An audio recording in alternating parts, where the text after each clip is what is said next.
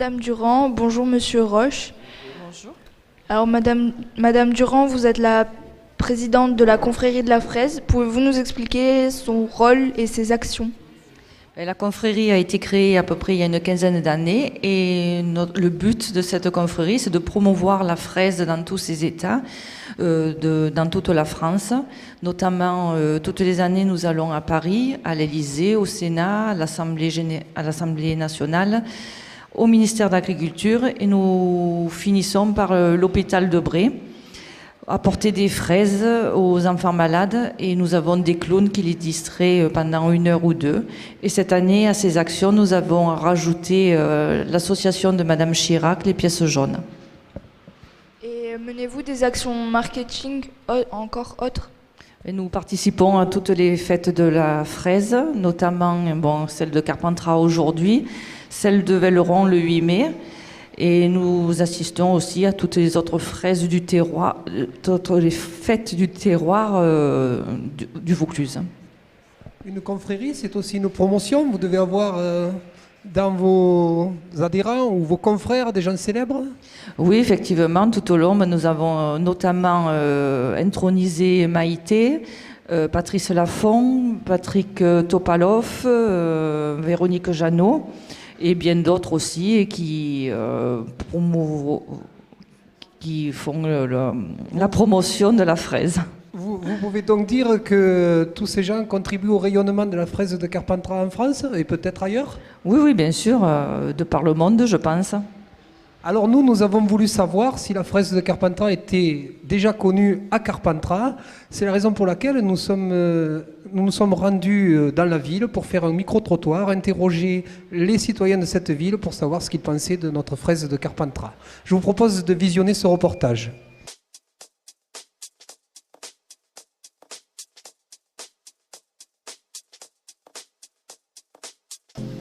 Bonjour, dans une semaine c'est la fête de la fraise à Carpentras. Mais est-ce que les habitants connaissent vraiment bien cette fraise ? C'est ce que nous sommes allés leur demander. Alors bonjour, à votre avis pourquoi la fraise de Carpentras est-elle si connue ? Oh, je n'en ai aucune idée, mais je pense que c'est une culture ancienne, non ? Peut-être pour ça ? Je sais pas. À l'époque, elle a été transportée un peu dans toute la France pour sa saveur. Le train de Carpentras a été créé pour ça, pour l'emmener jusqu'à l'Élysée. Oh, parce qu'il y a une publicité avant, c'est tout. Parce que je pense qu'elle est très bonne. Mystère. Elle est bonne, hein ? Très bonne. Voilà. Est-ce que vous êtes fiers de l'appellation fraise de Carpentras ? Oh, enfin, fière, oui, oui, c'est une façon de connaître Carpentras. Bien sûr, parce que moi j'habite Carpentras. Alors je ne vais pas vous raconter d'histoire, je ne suis pas de Carpentras, je suis d'Uzès, mais la fraise de Carpentras est connue sur tous les marchés, on parle de fraise de Carpentras. C'est une référence, donc je pense que les gens de Carpentras peuvent être fiers de leurs fraises.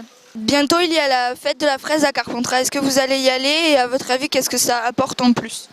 Alors moi je pense que c'est important pour les touristes, pour les gens qui ne connaissent pas la fraise de Carpentras. Moi personnellement, en ce qui me concerne, je ne pense pas nécessairement venir spécialement ce jour-là, parce que j'achète des fraises par contre toute la saison, mais souvent au marché, voilà, le vendredi.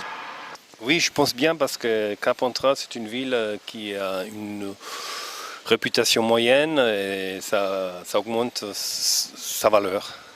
Je pense que c'est depuis que je suis là, ça fait 7 ans, je vois la fraise chaque année, il y a toujours la fête de la fraise. Mais oui, je viens avec mes enfants. Mais ça apporte surtout quelque chose aux marchands, aux producteurs, hein. C'est ça qui est important. À la ville, oui. À la fraise, je ne sais pas. Mais j'y vais, oui. Parce que c'est joli à voir aussi. Il n'y a pas qu'à manger, il y a à voir. Alors bonjour, vous êtes commerçant à Carpentras, on se trouve devant une belle étale de fraises.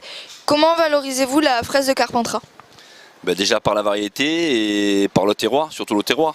On a un terrain propice à une variété de fraises qui est la Cléry. Et les gens préfèrent cette fraise de Carpentras aux autres ? Dans la région, oui. Les gens sont assez chauvins quand même. Ils préfèrent la fraise de Carpentras. La fraise d'Espagne, n'en parlons pas, on n'en vend plus. Après, des fraises, il y a le centre de la France aussi, il y a des régions, mais nous, on vend de la fraise de Carpentras. Et comment êtes-vous approvisionné ? Alors nous avons 2, 3, voire même 4 producteurs qui nous amènent des fraises fraîches tous les matins, qui ramassent la fraise et qui nous les amènent tous les matins. Tous les matins on a du produit frais, voilà. C'est ce qui fait un peu notre force aussi, quoi. C'est la fraîcheur du produit.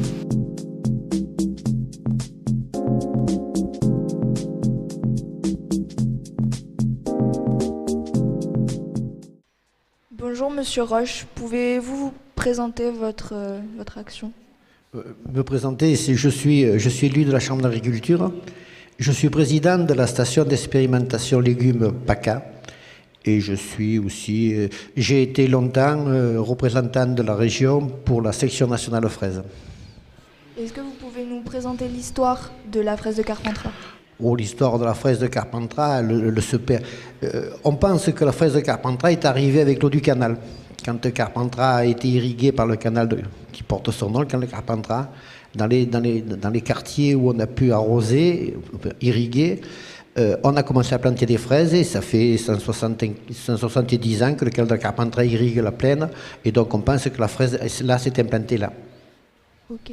Et est-ce que vous pensez qu'il y a une raison particulière Il y a un terroir qui plaît bien à la fraise, qui plaît bien à certaines variétés de fraises, pas à d'autres. Un terroir très calcaire, de l'eau très calcaire, avec, disons, des spécificités de terroir qu'on ne retrouve pas dans les autres régions de France et qui sont la valorisation de la fraise de Carpentras. Vous nous parlez variétés, pouvez-vous nous préciser les variétés qui sont cultivées à Carpentras? Disons, les variétés qui sont le plus cultivées à Carpentras en ce moment sont Cléry, Garriguette. Et la particularité, un goût, elle se distingue? Garriguette est ce qu'on appelait une fraise longue, et qui est née à Avignon il y a 30 ans, à l'INRA d'Avignon. Garriguette est une fraise qui s'est développée et qui se développe à Carpentras maintenant avec, disons, les nouvelles techniques hors sol. Alors qu'elle n'était pas très adaptée à notre terroir, c'est les gens du sud-ouest, le Lot-et-Garonne et la Dordogne, qui ont vraiment valorisé Garriguette et qui ont fait connaître Garriguette en France. Malgré qu'elle soit née ici, notre terroir ne convenait pas très bien à Garriguette. Alors la fraise, on en parle, mais la fraise, fruit ou légume? La fraise alors je vais surprendre tout le monde, la fraise est un légume-fruit, comme la tomate, comme le melon, comme le poivron. C'est-à-dire que ce sont des plantes annuelles qui fournissent des fruits après une fleur. Il y a un fruit. Et donc, on a une classification légumes-fruits. Comme il y a une classification légumes-feuilles, ce sont les salades, ce sont les choux. Il y a une classification légumes-racines, ce sont les carottes, les navets. Les légumes-tiges, c'est les asperges. Enfin, dans les légumes, c'est beaucoup plus compliqué que dans les fruits. Dans les fruits, il y a des fruits, point barre. D'accord. Bien, nous allons vous proposer maintenant de visionner un reportage, toujours sur la fraise. Nous sommes rendus au syndicat d'initiative de Carpentras pour interroger Madame Clémenceau et pour qu'elle nous donne son point de vue sur la fraise de Carpentras.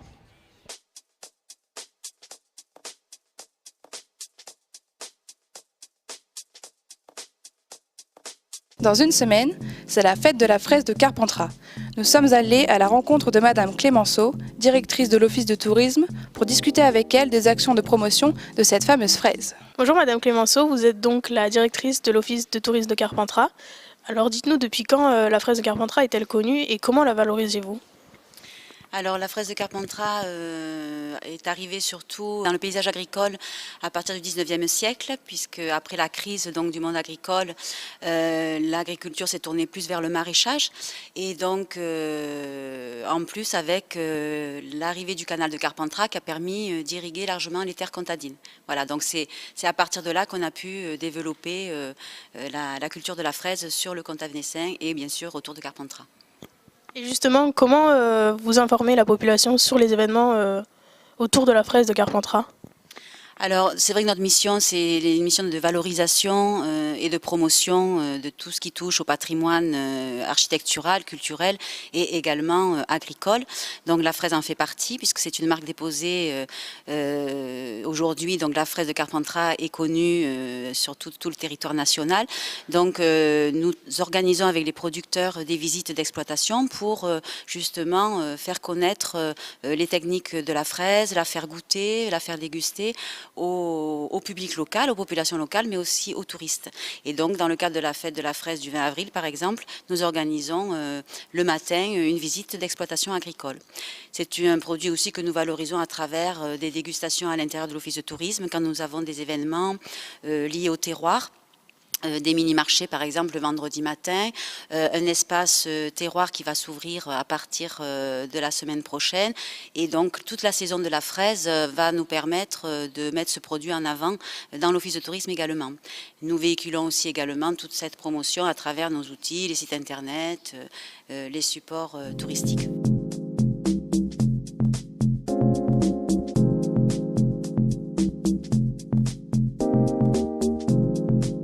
Madame, monsieur, à votre avis, la fraise de Carpentras sur le marché fraise, elle est vers où, enfin, où elle se trouve? Disons que la fraise de Carpentras est très représentative en région PACA, dans ce qu'on appelle le grand delta entre Avignon, Montpellier et Nice. Là, nous sommes représentatifs et nous avons une notoriété extraordinaire. Après, sur le marché national, bon, la fraise de Carpentras doit représenter entre 5 et 10% du marché maximum. Vous pensez qu'elle concurrence les fraises d'Espagne?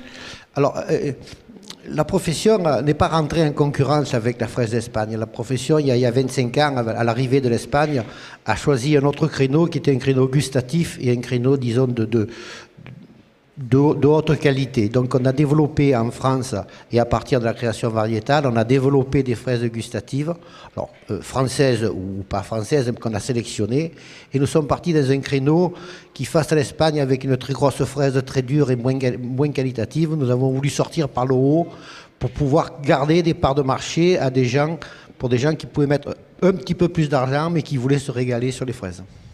C'est pour ça que la confrérie œuvre, c'est pour ça que la fraise de Carpentras reste un nom, finalement. Ah oui, non, mais ça reste un nom. Et notre légendaire panier de 3 kilos, est resté une référence. Et même des Bretons, pour faire de la publicité à un moment donné, j'ai vu des Bretons qui avaient mis des fraises de Bretagne dans un panier de 3 kilos de Carpentras, parce que c'est quand même une légende. Ah, le panier aussi fait partie de Carpentras? Mais le panier de 3 kilos était à l'origine un osier. Et les paniers de 3 kilos partaient de Carpentras par le fameux PLM monté à Paris, et les consignes revenaient de Paris et on remplissait ces paniers en osier qui étaient dans des cagettes. Après, nous sommes arrivés aux paniers en planche que vous connaissez, qui là, pour des questions de logistique, sont envoyés et ne sont pas revenus. Eh bien, Monsieur Roche, Madame Durand, merci beaucoup.